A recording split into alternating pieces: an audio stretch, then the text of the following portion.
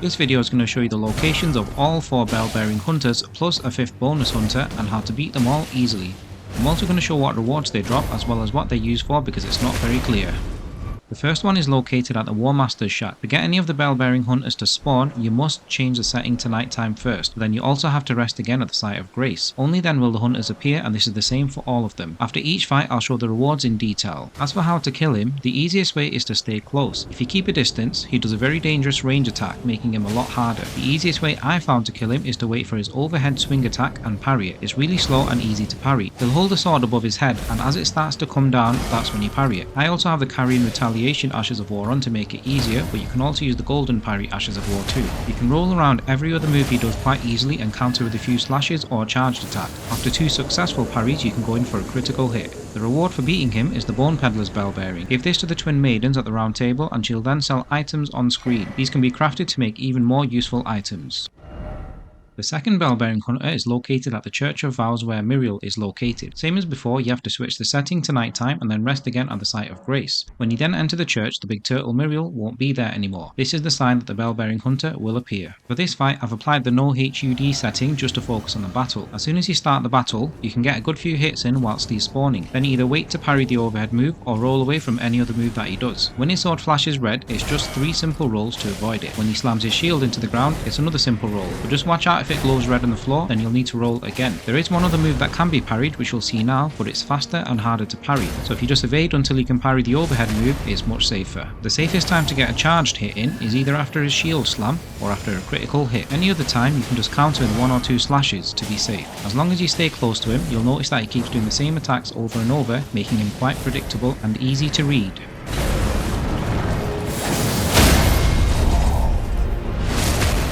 The reward this time is the Meat Peddler's Bell Bearing. This allows you to buy 3 items from the Twin Maidens. In summary, it boosts your immunity, robustness and focus, and other items which increase your physical attack percentage or boost your stamina recovery speed.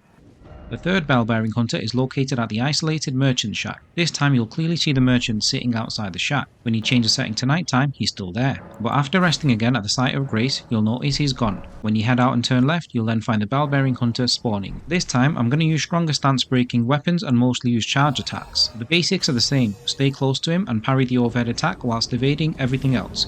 You can get an advantage by starting off with a full charge attack while he's spawning. Whilst you stay close to him, you'll notice that his moveset doesn't vary that much, so you'll be able to evade all his moves in no time.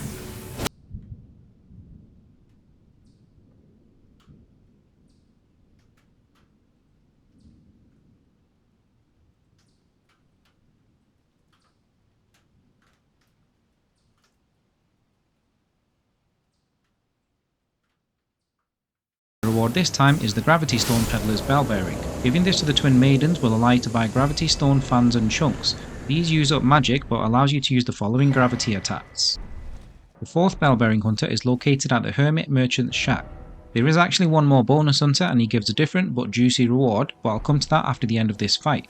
Although it doesn't actually look like nighttime here, it is, so the hunter will spawn inside the shack. This time I'll also show his other 2 moves that flash red. They're also very easy to evade with simple rolls, and the rest of the strategy is the same as before. When you roll away from his shield stomp, if it glows red, you can just roll into him and counter. When his hand glows red, take a pause before you roll behind him to avoid this one. The rest of his moves are the same, just parry and counter like so. The reward this time is the Medicine Peddler's Bell Bearing. This one's actually quite useful as it allows you to buy boluses which alleviate things like poison, impending blood loss, frostbite and sleep.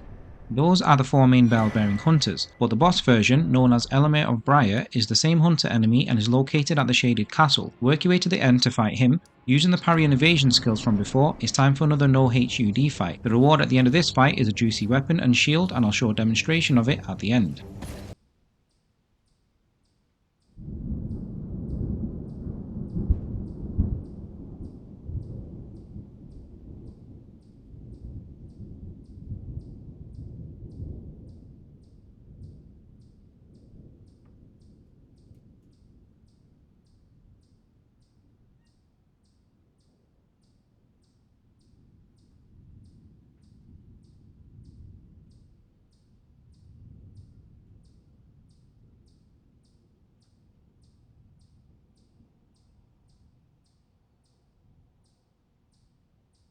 As you can see on screen, the reward is the popular Executioner Sword and Briar Great Shield.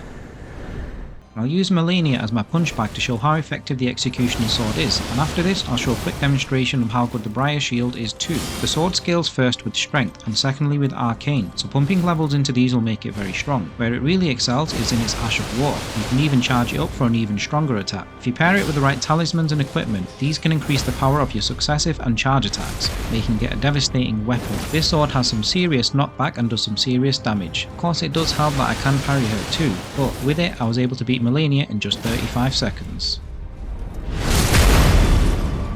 The Briar Great Shield on the other hand is perfect for bleed builds. Pairing it with the Occult Affinity will give you a better defensive stat on the shield as it doesn't guard 100% damage, but using it with the Shield Bash, or in this case Shield Crash Ashes of War, is a solid option for defense and offense. I hope this guide was useful and I'll see you guys in the next one.